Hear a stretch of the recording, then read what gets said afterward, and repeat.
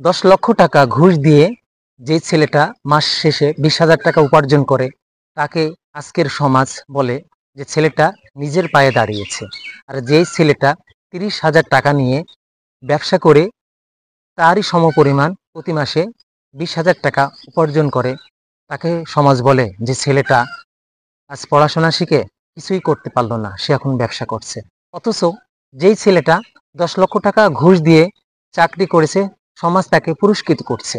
আর যেই ছেলেটা 30,000 টাকা নিয়ে ব্যবসা করে প্রতি মাসেই তারই সমপরিমাণ 20,000 টাকা উপার্জন করছে, তাকে সবাই তিরস্কার করে। পড়াশোনা শিখে অবশেষে সে ব্যবসায় লাভলো, এই ছেলেটা নিজের পায়ে দাঁড়াতে পারলো না। অথচ যেই ছেলেটা ঘুষ দিয়ে চাকরি করলো, তাকে সমাজে পুরস্কৃত করা হয়। আর যে ছেলেটা সৎ পয়সা দিয়ে ব্যবসা শুরু করলো, তাকে সবাই আমরা তিরস্কার করি। অথচ ইবাদত কবুল হওয়ার পূর্ব শর্তই হলো হালাল উপার্জন। প্রিয় বন্ধুরা, ভিডিওটি ভালো লাগলে অবশ্যই শেয়ার করে দিবেন। আসসালামু আলাইকুম ওয়া রাহমাতুল্লাহ।